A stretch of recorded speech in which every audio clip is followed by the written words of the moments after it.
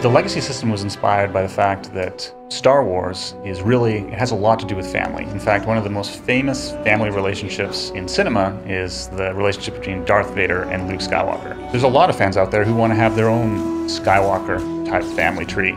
And the ability to create your own last name and to create essentially your own family dynamic, I think is going to appeal to a lot of players. No one's really ever done a system where your characters have these ties. People sometimes like to imagine that their characters are related to each other, but it's been a part of our design to actually really make that official since the very early stages of the game. In our system, you can actually build sort of that relationship tree and say, hey, this guy was the parent to this guy, and this guy was the brother to this guy, and this guy was the ally to this guy, and sort of get a map of how your legacy all relates to each other.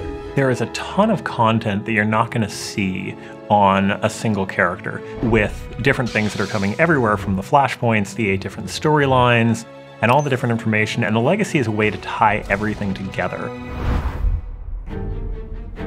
A big part of what we're doing at Legacy is making it easier and more convenient to play your next character and the character after that. Because you've already spent this time with your main character, maybe there are some things that your next character learned from his father or from his mother that make your journey through the world easier the next time. You gain legacy experience points from doing the same activities that you gain normal experience points from. And those legacy experience points gain you legacy levels. As you go up in legacy levels, you unlock new abilities, you gain the ability to purchase other abilities, and these abilities change how you can play the game.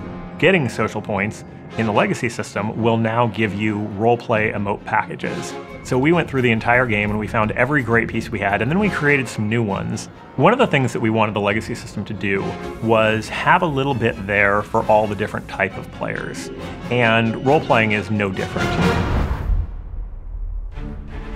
One of the most exciting things we're doing is species unlocks, which allow you, if you take a character to level 50 with a given species, then you'll be able to roll your next character as that species. So if you take a Sith Pureblood to level 50, you'll actually be able to roll a Sith Pureblood Smuggler or Jedi Knight because your father was a Sith, and so even though your character's on the Republic side, he's a Sith Pureblood. We're doing that for every race and class combination.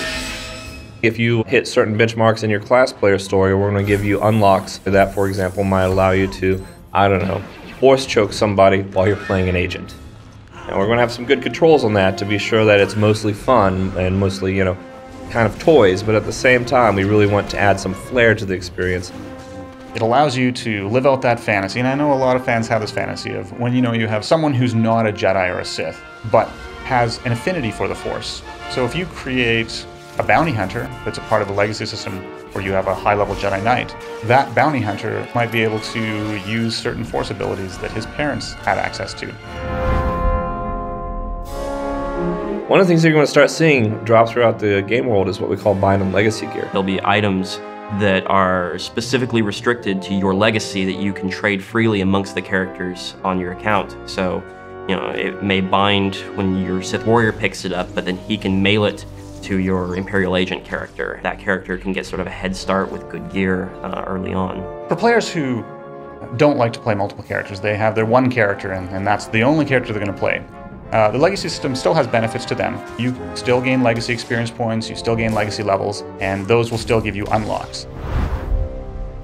I think I'm most excited about getting to see what combinations of unlocks people get and seeing these characters out in the wild. I'm excited to see Sith Purebloods on the Republic side and Chiss Jedi Knights and see what players come up with as their personal fictions for how this came about. We are constantly looking for ways to expand the legacy system. Not only new abilities that we can have, just new ways that we can bring legacy into the whole system. So this next version of the legacy system you have is really just the beginning. The legacy system is something we're going to support for years.